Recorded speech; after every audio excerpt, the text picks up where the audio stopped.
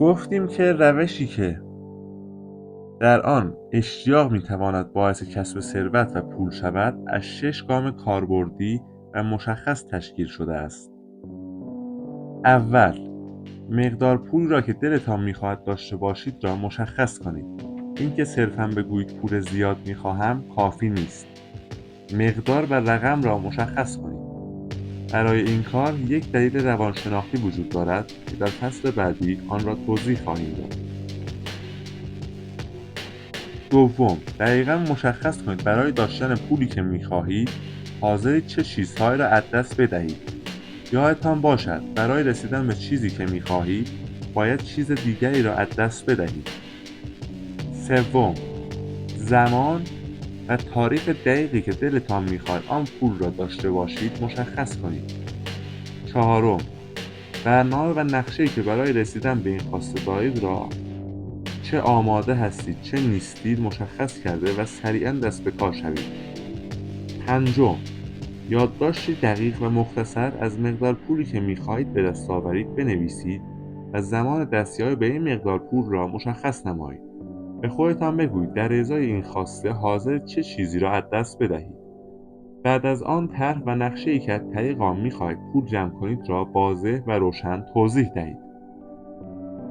ششم، این یادداشت را با صدای بلند 2 بار در روز بخوانید. 1 بار قبل از خواب شب و 1 بار صبح‌ها. بعد از بیدار شدن از خواب وقتی در حال خواندن یادداشتتان هستید تصور کنید که به پول و دارایی مد نظرتان رسیده اید و آن را احساس و باور می‌کنید. اجرا کردن 6 مرحله‌ای که گفته شد در قسمت بالا بسیار حائز اهمیت است. اگر این دستورالعمل‌ها را در 6 پاراگراف بنویسید و آن را رعایت کنید بهتر است. ممکن است شاکی شوید و با خودتان بگویید تصور کردن داشتن پول و دارایی آن هم قبل از داشتنش غیر ممکن است. اینجا همین جایی است که اشتیاق و میل شدید شما نسبت به این خواسته به کمک شما می‌آید. اگر واقعا از صمیم قلبتان خواهان پول و ثروت هستید و این اشتیاق در وجود شما به یک دلمشغولی ذهنی تبدیل شده پس مشکلی ندارید و به راحتی خودتان را متقاعد می‌کنید که این پول را باید به دست آورید. هدف خواستن پول و ثروت است. بنابراین اگر خواهانش هستید باید برای به دست آوردنش مصمم باشید و خودتان را قانع کنید که آن را به دست خواهید آورد. فقط کسانی که نسبت به پول هوشیاری و آگاهی لازم را پیدا می‌کنند می‌توانند ثروتمند شوند. هوشیاری و آگاهی نسبت به پول یعنی اینکه ذهن آنقدر از اشتیاق پولدار شدن پر شود که فرد بتواند خودش را در این موقعیت تصور کند.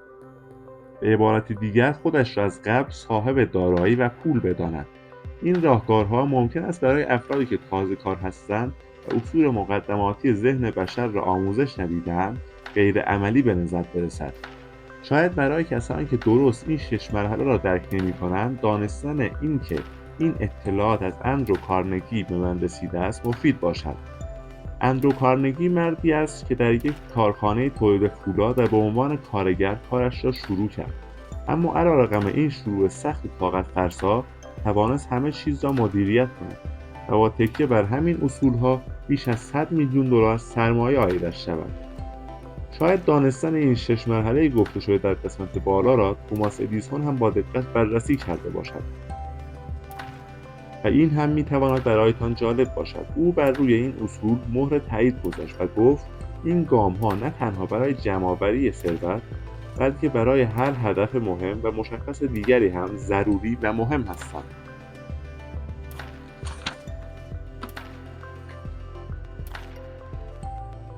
انجام دادن این گام‌ها کار سخت و طاقت فرسایی نیست و نیاز به فداکاری و از خط گذشتگی هم ندارد. با اجرا کردن این گام‌ها هم کسی شما را مسخره نمی‌کند. حتی انجام دادنشان به تحصیلات بالا هم نیاز ندارد.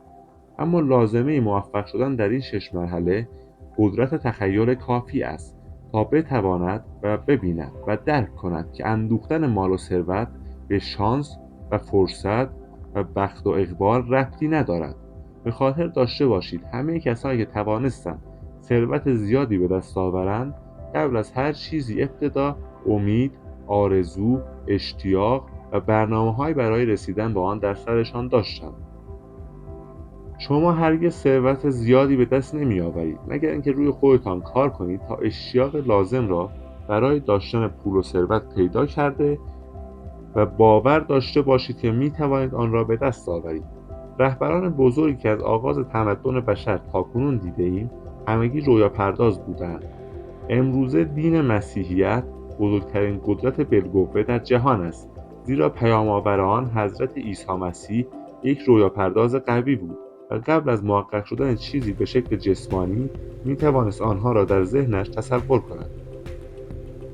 اگر شما در ذهن و تخیل خودتان نتوانید ثروتمند باشید، هرگز هیچ پولی در حساب بانکیتان نخواهید دید. در تاریخ آمریکا هرگز مثل امروز برای رویاپردازان چنین فرصتی فراهم نبوده است. 6 سال رکود اقتصادی در این کشور همه مردم را پایین کشید و به یک سطح رساند و حالا امروز مسابقه جدیدی در حال اجراست.